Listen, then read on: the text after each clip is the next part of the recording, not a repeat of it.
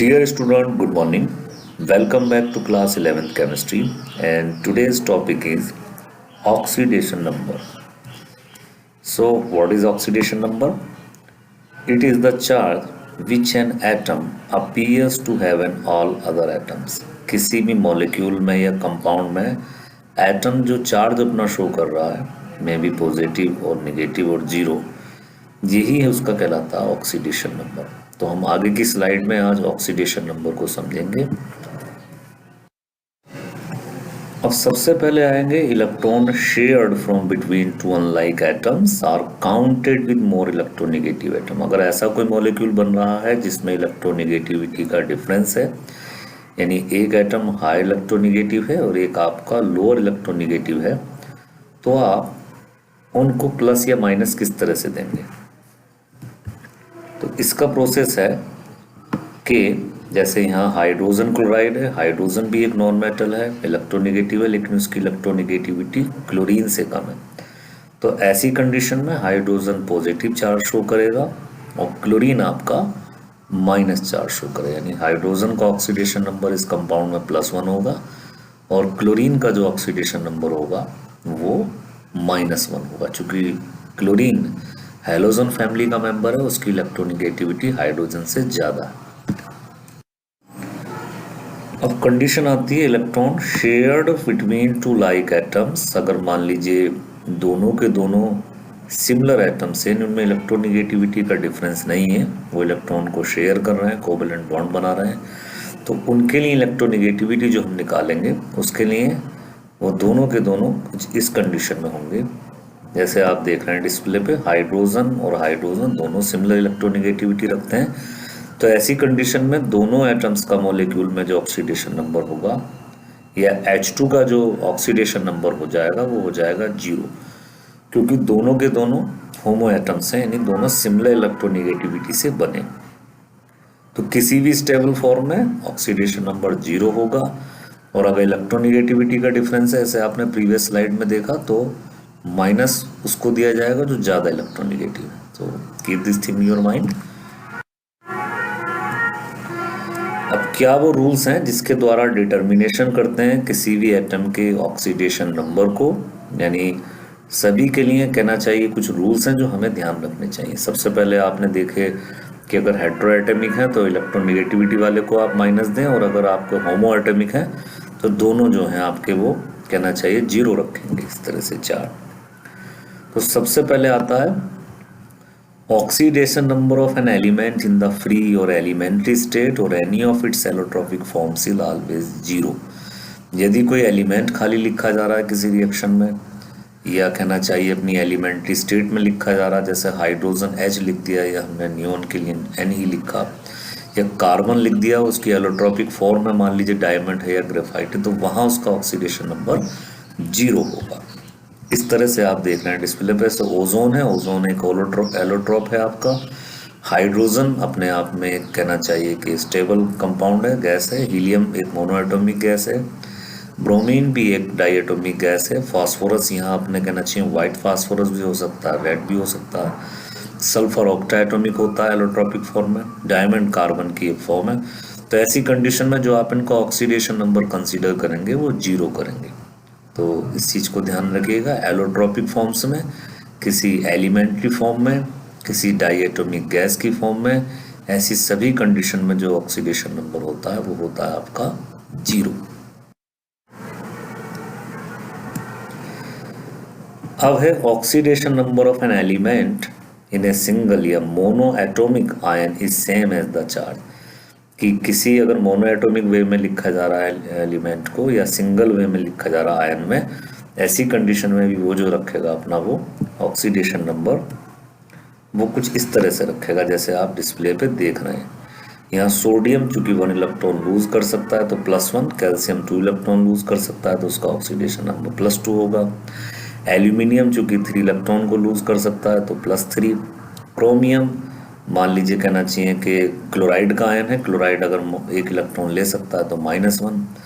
Sulphate चूंकि आपका जो है 2 इलेक्ट्रॉन गेन कर सकता है तो -2 चार्ज दिखाएगा। ऐसी फॉस्फेट जहाँ 3 इलेक्ट्रॉन गेन कर सकता है तो अपना ऑक्सीडेशन नंबर -3 दिखाएगा। तो किसी भी आयोनिक कंपाउंड में जिस तरह इलेक्ट्रॉन लूज कर रहे हैं वही उसका चार्ज होता है। अब बात आती है बाइनरी कंपाउंड के केस में।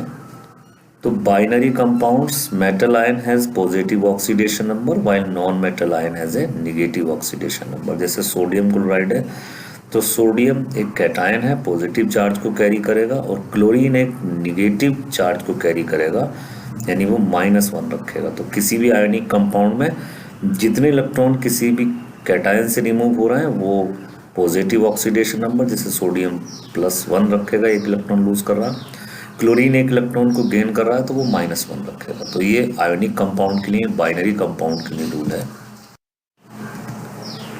फोर्थ रूल है compound form by combination of two or non metallic element atom with high electronegativity is given negative oxidation number. अब मान लीजिए बाइनरी कंपाउंड बन रहे हैं और दो नॉन मेटल बना रहे हैं, तो उनमें जो हाई इलेक्ट्रोनेगेटिव होगा वो माइनस के चार्ज को रखेगा और जो लोअर इलेक्ट्रोनेगेटिव होगा वो प्लस के चार्ज को कैरी करेगा। डिस्प्ले पे आप देख रहे हैं इस तरह से। हाइड्रोजन क्लोराइड, तो हाइड्रोजन की इलेक्ट्रोनेगेटिविटी कम है, क्लोरीन की ज़्यादा है, तो क्लोरीन यहाँ -1 रखेगा। ऐसी अमोनिया में नाइट्रोजन की इलेक्ट्रोनेगेटिविटी हाइड्रोजन से बहुत ज़्यादा है, तो नाइट्रोजन जो अपना चार्ज रखेगा यहाँ -3 रखेगा। तो किसी भी कंपाउंड में जो नॉन मेटल बना रहे हैं उसमें ज़्यादा इलेक्ट्रोनेगेटिव वाला माइनस ऑक्सीडेशन स्टेट को कैरी करता है। अब बात आती है हाइड्रोजन की। तो in all compounds of hydrogen the oxidation number of +1। सभी कंपाउंड में अगर वो ज़्यादा इलेक्ट्रोनेगेटिव एटम से मिल रहा है तो हाइड्रोजन अपना ऑक्सीडेशन नंबर +1 रखता है। ऐसा हाइड्रोजन क्लोराइड में हाइड्रोजन का +1 है, क्लोराइड यानी क्लोरीन का -1। लेकिन केस बदल जाता है जब हाइड्रोजन कंबाइंड होता है आपके एल्कली मेटल से यानी ग्रुप फर्स्ट से और एल्कलाइन अर्थ मेटल से। तो except hydride of active metals, यहाँ जो उसका ऑक्सीडेशन नंबर है वो चेंज होगा। जैसे आप देख रहे हैं लिथियम हाइड्राइड है या सोडियम हाइड्राइड है या पोटेशियम हाइड्राइड है, ये चूंकि अपने आप में इलेक्ट्रॉन को कहना चाहिए लूज करते हैं तो ये +1 चार्ज रखते हैं। ऐसी कंडीशन पर हाइड्रोजन यहाँ -1 ऑक्सीडेशन स्टेट दिखाएगा। ऐसी एल्कलाइन अर्थ मेटल ग्रुप 2 जैसे मैग्नीशियम का हाइड्राइड है, कैल्शियम का हाइड्राइड है, तो ऐसी कंडीशन में जब हाइड्राइड बनता हो एल्कली मेटल से एल्कलाइन अर्थ मेटल से, तो वहाँ हाइड्रोजन का ऑक्सीडेशन नंबर जो हो जाता है वो होता है -1। तो हाइड्रोजन याद रखिएगा हाई इलेक्ट्रोनेगेटिव एटम से जुड़ा है तो +1, और कहना चाहिए कि अगर किसी एल्कली मेटल्स या एल्कलाइन अर्थ मेटल से जुड़ा है तो वहाँ इसका ऑक्सीडेशन नंबर होगा -1। अब ऑक्सीजन अपने आप में कहना चाहिए वैसे तो -2 दिखाएगा in most of the compounds. जैसे कैल्शियम ऑक्साइड में इसका ऑक्सीडेशन नंबर -2 है, लेकिन इसके कहना चाहिए एक्सेप्शंस हैं, यानी वैसे मेनली -2 है, लेकिन कुछ एक्सेप्शंस के साथ इसके ऑक्सीडेशन नंबर बदल जाते हैं। वो एक्सेप्शन क्या है ये हमें याद रखना जरूरी है। सबसे पहले बात आती है पैरोक्साइड बनाने में। तो ऑक्सीजन जहाँ पैरोक्साइड बनाएगा यानी डायरेक्टली लिंक हो जाएगा दूसरे एटम से, तो वहाँ इसका ऑक्सीडेशन नंबर -2 नहीं होगा बल्कि -1 हो जाएगा। जैसे हाइड्रोजन पैरोक्साइड है H2O2 या सोडियम का पैरोक्साइड है, तो वहाँ इसका ऑक्सीडेशन नंबर -2 नहीं बल्कि -1 होगा। तो जहाँ जहाँ ऑक्सीजन पैरोक्साइड बनाएगा किसी भी एटम से डायरेक्टली लिंक होगा तो वहाँ ऑक्सीडेशन नंबर -2 नहीं बल्कि -1। अब सुपर ऑक्साइड बना रहा है, जैसे आप देखेंगे पोटेशियम ऑक्साइड है, रुबिडियम ऑक्साइड है, तो वहाँ इसका ऑक्सीडेशन नंबर माइनस में होगा, -1/2 होगा, फ्रैक्शनल में होगा, क्योंकि ये आप देखेंगे पोटेशियम तो अपने आप में +1 दिखाएंगे, रुबिडियम भी चूंकि इसी फैमिली का मेंबर है तो ये +1 दिखाएगा। तो ऑक्सीजन यहाँ -1 दिखा सकता है ना -2, तो वो फ्रैक्शनल में चला जाएगा। वैसे इस चीज़ को समझने के लिए हम कन्वेंशनल मेथड से नहीं समझ सकते, इसको स्ट्रक्चर मेथड से हम स्टडी करते हैं, क्योंकि ऑक्सीडेशन नंबर फ्रैक्शनल में नहीं होता। वो एक अपने आप में कहना चाहिए कि वो आपका कभी भी यहाँ स्ट्रक्चर के द्वारा इस तरह का ऑक्सीडेशन नंबर हम समझेंगे अगर कुछ इस तरह के क्वेश्चन होंगे। लेकिन फिलहाल सुपर ऑक्साइड में वहाँ उसका ऑक्सीडेशन नंबर किसी होल नंबर में न के फ्रैक्शनल नंबर में आता है। अब बात आती है ऑक्सीजन की। तो ऑक्सीजन अगर फ्लोराइड के साथ कंबाइंड हो जाए, चूँकि फ्लोरीन अपने आप में बहुत तगड़ा इलेक्ट्रोनेगेटिव एटम है, तो फ्लोरीन तो कभी माइनस से कहना चाहिए जाएगा नहीं, वो तगड़ा इलेक्ट्रोनेगेटिव। तो फ्लोरीन से कंबाइंड होने पर उसकी ऑक्सीडेशन स्टेट माइनस नहीं बल्कि यहाँ वो प्लस दिखाएगा, तो वो +2 शो करेगा जब भी फ्लोरीन से जुड़ेगा। तो ऑक्सीजन की ऑक्सीडेशन स्टेट हमेशा प्लस में होगी, चूँकि ऑक्सीजन फ्लोरीन के कंपैरिजन पे लोअर इलेक्ट्रोनेगेटिव है। अब बात आती है हैलोजेंस की। तो हैलोजेंस का वैसे तो ऑक्सीडेशन नंबर -1 है, लेकिन हैलोजेंस बहुत सारे, जैसे सोडियम का हैलाइड देखें या कोई कैल्शियम का हैलाइड देखें या मैग्नीशियम का हैलाइड देखें, तो यहाँ जितने भी हैलोजन फैमिली के मेंबर हैं वो -1 दिखाते हैं। लेकिन ये भी कहना चाहिए कि वेरिएबल ऑक्सीडेशन स्टेट दिखा देते हैं। किस तरह से? जैसे हम जानते हैं कि फ्लोरीन मोस्ट इलेक्ट्रोनेगेटिव एलिमेंट है, तो उसकी तो हमेशा ऑक्सीडेशन स्टेट -1 ही रहेगी, वो अपनी ऑक्सीडेशन स्टेट को कभी नहीं बदलेगा। फ्लोरीन इज ऑलवेज भी -1। लेकिन अदर हैलोजन फैमिली के मेंबर डिफरेंट ऑक्सीडेशन स्टेट दिखाते हैं। जैसे कि अगर किसी लेस इलेक्ट्रोनेगेटिव एटम से जुड़ गया कोई भी हैलोजन, तो अपने आप को -1 दिखाएगा। जैसे हाइड्रोजन आयोडाइड में आयोडीन जो अपनी ऑक्सीडेशन स्टेट दिखाएगा वो -1 दिखाएगा, चूंकि हाइड्रोजन उससे बहुत लोअर इलेक्ट्रोनेगेटिव है। लेकिन अगर हैलोजन एटम कंबाइन होते हैं फ्लोरीन से, यानी इंटर हैलोजन कंपाउंड में, इंटर हैलोजन कंपाउंड यानी वो कंपाउंड जो हैलोजन आपस में ही बना रहा है बाइंड होकर, तो वहाँ ऑक्सीडेशन स्टेट दूसरा वाला जो बिगर साइज है वो अपने आप को +1 दिखाएगा। जैसे IF5 में आयोडीन टेट्राफ्लोराइड में आयोडीन की ऑक्सीडेशन स्टेट +5 होगी। ऐसी आयोडीन हेक्साफ्लोराइड में भी आयोडीन की ऑक्सीडेशन स्टेट +7 होगी। तो हमेशा बिगर साइज का हैलोजन पॉजिटिव ऑक्सीडेशन स्टेट दिखाएगा। फ्लोरीन कभी भी पॉजिटिव नहीं हो सकता, फ्लोरीन हमेशा माइनस ही रहेगा। अब बात आती है, बहुत सारे न्यूट्रल मॉलिक्यूल हैं। न्यूट्रल मॉलिक्यूल वो हैं जहाँ कहना चाहिए कि नॉन मेटल से मिल रहा है। तो हमेशा एक न्यूट्रल मॉलिक्यूल में जो चार्ज होगा वो 0 होगा सभी चार्ज का, अगर हम सम कर दें। जैसे नाइट्रोजन की हाई इलेक्ट्रोनेगेटिव होने की वजह से इसका चार्ज -3 है, और हाइड्रोजन चूंकि +1 ऑक्सीडेशन स्टेट दिखा रहा है, 3 एटम्स है, 3 × 1, तो -3 और +3 = 0। हमेशा किसी भी मॉलिक्यूल का जो sum of the oxidation number होगा वो हमेशा 0 होगा। They always be equal to 0।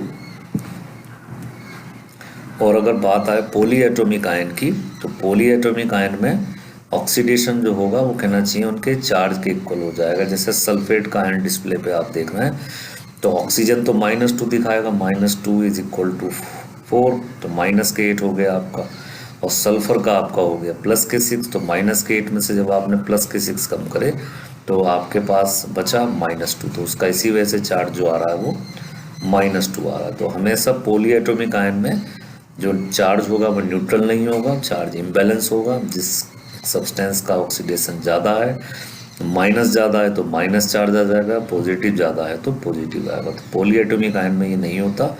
Polyatomic ion में जो भी चार्ज का इम्बैलेंस होगा ऑक्सीडेशन स्टेट का, वो पॉलीएटॉमिक आयन में शो होगा। यहाँ डिस्प्ले पे आप देख रहे हैं तो सभी जो आपके ग्रुप हैं 1, 2, 13 से लेकर 17 तक, सभी के जो कहना चाहिए मेंबर लिए गए हैं, सभी के कंपाउंड है और सभी की हाईएस्ट ऑक्सीडेशन स्टेट है। तो जैसे +1 ग्रुप फर्स्ट वालों की हायर ऑक्सीडेशन +1 है। मैग्नीशियम एल्कलाइन अर्थ मेटल +2 दिखाता है। एल्यूमिनियम जो ग्रुप 13 में आता है वो हायर ऑक्सीडेशन +3 है। सिलिकॉन जो ग्रुप 14 का मेंबर है, इनकी हायर ऑक्सीडेशन स्टेट +4 है। ग्रुप 15 का मेंबर फास्फोरस, जब फास्फोरस पेंटा ऑक्साइड बनाता है तो +5। सल्फर जो ग्रुप 16 का मेंबर है ऑक्सीजन फैमिली का, उसकी हायर ऑक्सीडेशन स्टेट सल्फर कहना चाहिए आपके हेक्साक्लोराइड में, आप फ्लोराइड में आपकी +6 है। क्लोरीन जब HClO4 बनाता है तो वहाँ उसकी ऑक्सीडेशन स्टेट +7 है। तो चूंकि आप देखेंगे क्लोरीन कभी भी फ्लोरीन तो माइनस में ही रहेगा, लेकिन बाकी halogen compound variable oxidation state यानी +1 तक भी एक्सटेंड कर सकते हैं। तो यहाँ अगर हम पैटर्न देखें तो जैसे ही हम ग्रुप पीरियड वाइज आगे बढ़ते हैं तो ऑक्सीडेशन स्टेट भी बढ़ती है। जैसे फर्स्ट से लेकर हम ग्रुप 17 तक अगर चलें तो oxidation state number in a positive they are extend, वो बढ़ जाती है। अब क्या वो प्रोसीजर है जिसके द्वारा हम किसी अननोन कहना चाहिए एलिमेंट के या एटम के हम ऑक्सीडेशन नंबर कैलकुलेट करते हैं? तो बहुत सारे मेथड हैं कैलकुलेट करने के, लेकिन जो हमारे सिलेबस में है उन्हीं को कहना चाहिए इसमें आपको समझाएंगे।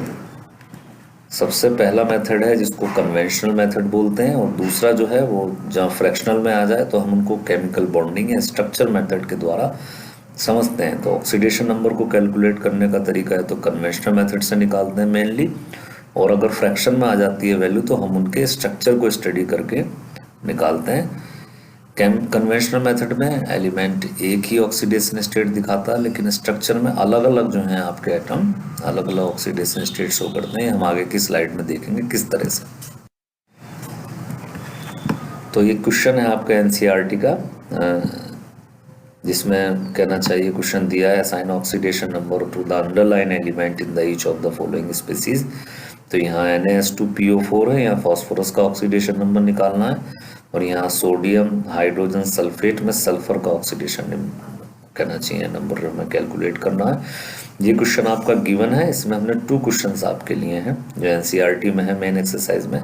तो किस तरह से हम फास्फोरस और सल्फर का ऑक्सीडेशन नंबर कहना चाहिए कैलकुलेट करेंगे, देखते हैं नेक्स्ट स्लाइड में। यहाँ डिस्प्ले पे आप देख रहे हैं कि जैसे हमें Na2P4 में फास्फोरस का निकालना, तो सोडियम का +1 है, ऊपर लिख दिया, हाइड्रोजन +1 दिखाएगा, क्योंकि ऑक्सीजन ज़्यादा इलेक्ट्रोनेगेटिव है तो वहाँ +1 दिखाएगा। फास्फोरस का हमें कैलकुलेट करना है तो X लिख दिया, ऑक्सीजन मेनली -2 दिखाता है तो इस तरह से लिखा।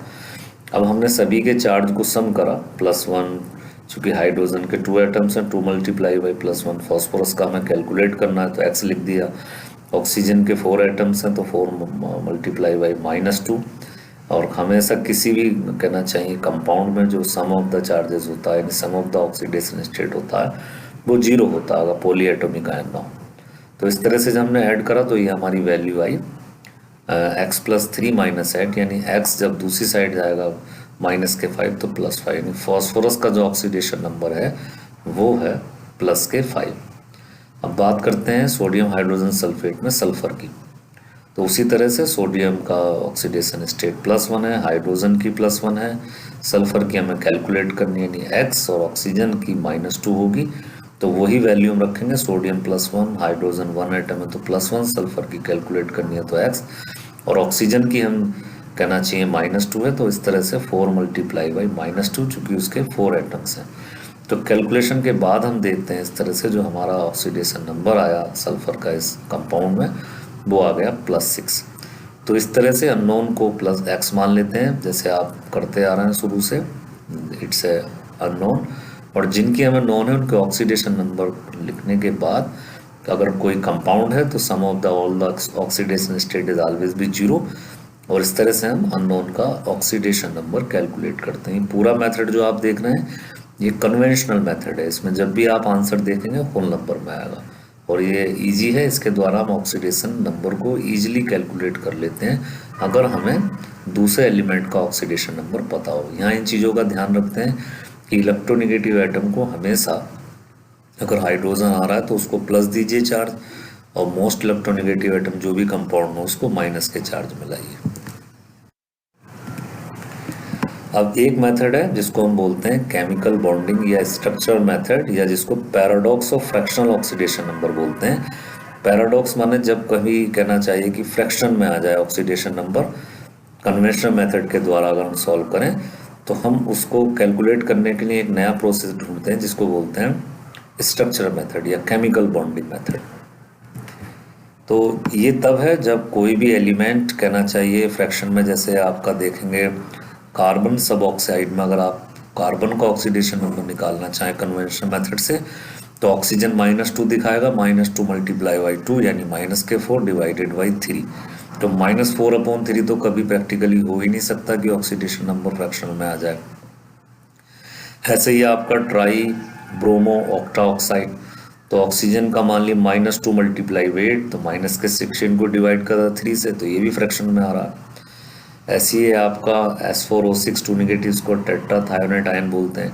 तो ऑक्सीजन अगर -2 है, उसमें से 2 कम कर दिया आपने, 2 6 12 में से 2 कम करे तो 10 को 4 से डिवाइड करा, तो 2.5 तो प्रैक्टिकली कभी भी संभव नहीं। तो ऐसे जहाँ फ्रैक्शन में आ रहे हों ऑक्सीडेशन नंबर किसी अननोन एलिमेंट के, तो वहाँ हम कन्वेंशनल मेथड से ना करके उनको स्ट्रक्चरल मेथड से सॉल्व करते हैं। तो हम आगे की स्लाइड में कार्बन सब ऑक्साइड, ट्राइब्रोमो ऑक्टा ऑक्साइड और टेट्राथायोनाइट आयन में कहना चाहिए ऑक्सीडेशन नंबर कैसे कैलकुलेट करते हैं ये देखेंगे। यहाँ डिस्प्ले पे आप सामने देख रहे हैं तीनों ही है। कार्बन सब ऑक्साइड में कैसे निकालेंगे, सबसे पहले स्ट्रक्चर बनाएंगे।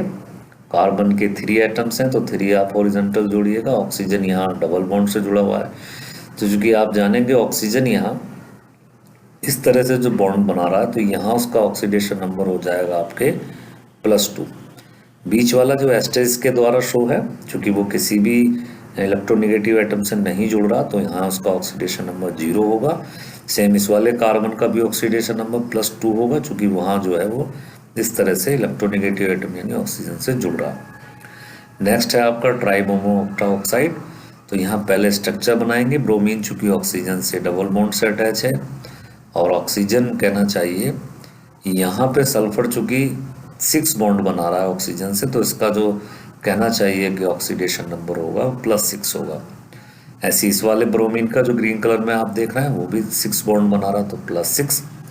यहाँ ब्रोमीन ऑक्सीजन से 4 बॉन्ड बना रहा है, तो यहाँ उसका जो ऑक्सीडेशन नंबर होगा वो +4 होगा। ब्रोमीन से इलेक्ट्रोनेगेटिविटी में ऑक्सीजन हायर है, इसीलिए ऑक्सीजन को हम नेगेटिव चार्ज मानेंगे और ब्रोमीन को हम पॉजिटिव का चार्ज देंगे। यहाँ आप देखेंगे कि सभी एटम्स का ऑक्सीडेशन नंबर सेम नहीं है बल्कि डिफरेंट है। तो फ्रैक्शनल ऑर्डर में यानी स्ट्रक्चर मेथड के द्वारा सभी का ऑक्सीडेशन नंबर अलग अलग आता है। नेक्स्ट है आपका टेट्राथायोनाइट आयन।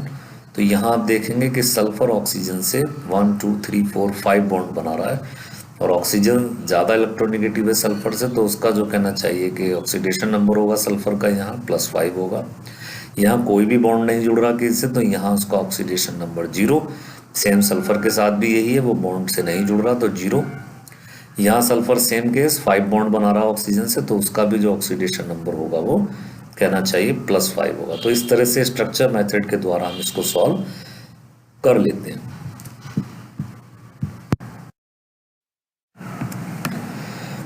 नेक्स्ट है आपका redox reaction in terms of oxidation number. अगर हम रिडॉक्स रिएक्शन की स्टडी करें और सिर्फ ऑक्सीडेशन नंबर में करें तो किस तरह से हम इनको डिफाइन करेंगे, ये हमारा टॉपिक होगा इस स्लाइड में। सबसे पहले oxidation, a chemical chain in which there is increase in oxidation number. Oxidation तब मानेंगे जब किसी का ऑक्सीडेशन नंबर बढ़ रहा हो। मान लीजिए इसे +2 से +3 हो रहा है तो हम मानेंगे ऑक्सीडेशन हो गया, या माइनस से 0 हो रहा है तो भी ऑक्सीडेशन मानेंगे, या माइनस का चार्ज कम हो रहा है तो भी हम उसको ऑक्सीडेशन में ही कैलकुलेट करेंगे। यहाँ देखिएगा सर, क्लोरीन मान लीजिए क्लोरीन किसी एटम में -1 से 0 में जा रहा है, यानी Cl2 बन रहा है, NaCl से वो Cl2 में जा रहा है, तो वो ऑक्सीडेशन नंबर को -0 से 0 में ले जा रहा है, तो यानी वो ऑक्सीडेशन प्रोसेस को पूरा कर रहा है, यानी वो ऑक्सीडाइज हो रहा है।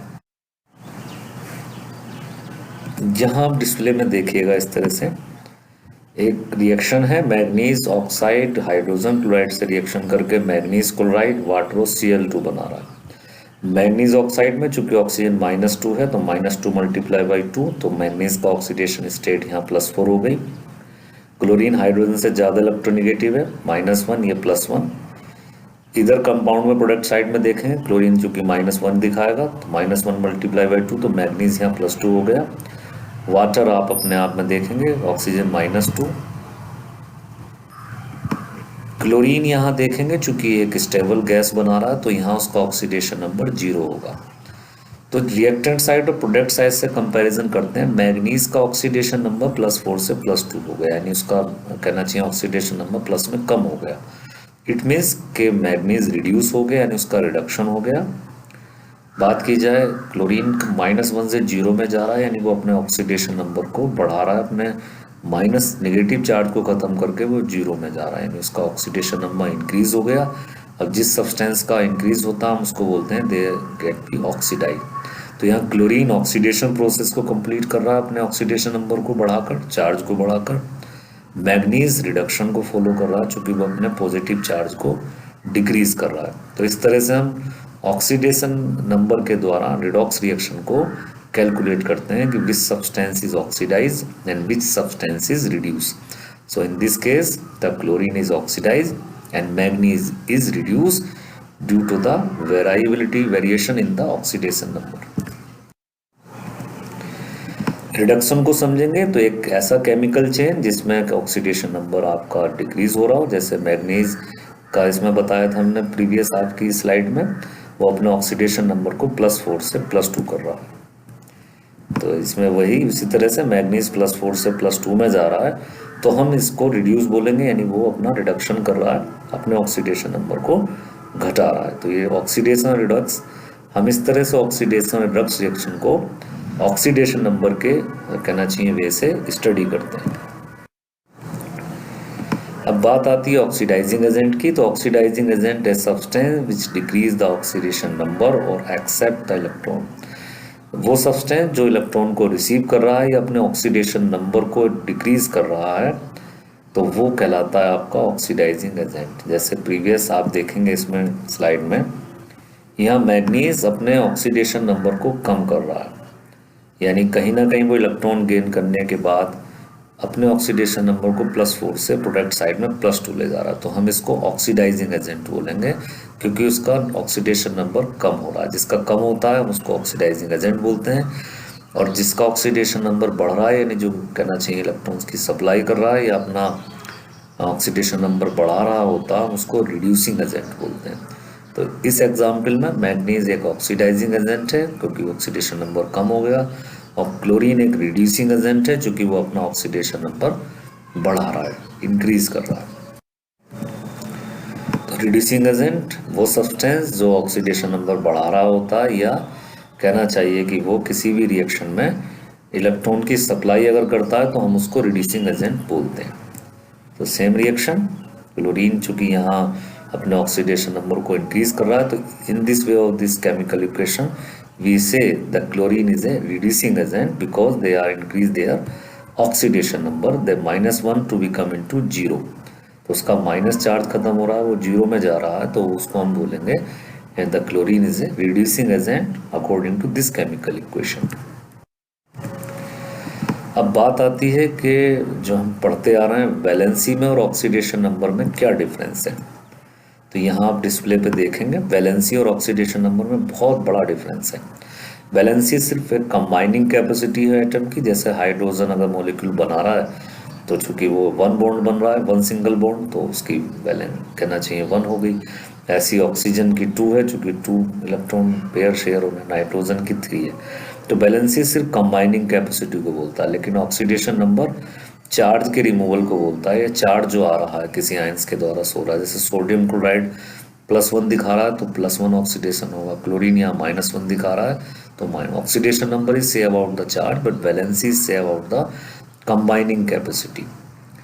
वैलेंसी कभी भी निगेटिव और पॉजिटिव नहीं होती, सिर्फ जैसे कि क्लोरीन है तो 1 कहलाएगी, हाइड्रोजन है तो 1, लेकिन ऑक्सीडेशन नंबर प्लस में, निगेटिव में और 0 भी हो सकता है।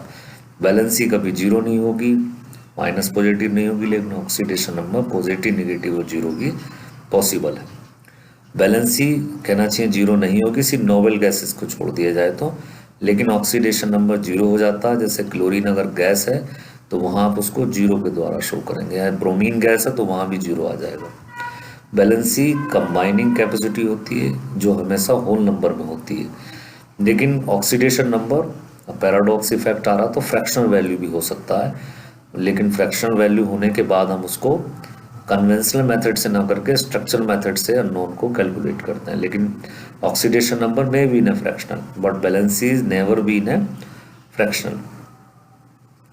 अब बात आती है जैसे कार्बन है, नाइट्रोजन है, सल्फर है, ये वैलेंसी जो है इनकी कहना चाहिए कांस्टेंट होगी, लेकिन नाइट्रोजन जैसे किसी भी कार्बन, नाइट्रोजन और सल्फर जैसे सब्सटेंस की जो कहना चाहिए वैलेंसी है वो फिक्स है। लेकिन ऑक्सीडेशन नंबर के साथ ऐसा नहीं है, ऑक्सीडेशन नंबर वेरिएबल हो सकता है किसी भी एक सब्सटेंस का। फॉर एग्जांपल नाइट्रोजन जो है वो वेरिएबल ऑक्सीडेशन स्टेट दिखाता है, अलग अलग कंपाउंड में उसका ऑक्सीडेशन स्टेट बदल जाता है। डिस्प्ले पे आप देख रहे हैं बॉटम साइड में राइट हैंड साइड कि डाइनाइट्रोजन पेंटाऑक्साइड +5 है, नाइट्रोजन डाइऑक्साइड में +4 है, डाइनाइट्रोजन ट्राइऑक्साइड में +3 है, नाइट्रोजन मोनोऑक्साइड में +2, डाइनाइट्रोजन ऑक्साइड में +1 है, डाइनाइट्रोजन चूंकि एक गैस हो गई 0 है, डाइनाइट्रोजन टेट्राहाइड्राइड में -1 है, और अमोनिया में भी उसका कहना चाहिए कि -1 -3 है। इस तरह से कहना चाहिए अलग अलग वो जो है नाइट्रोजन अपनी ऑक्सीडेशन स्टेट को दिखा रहा है।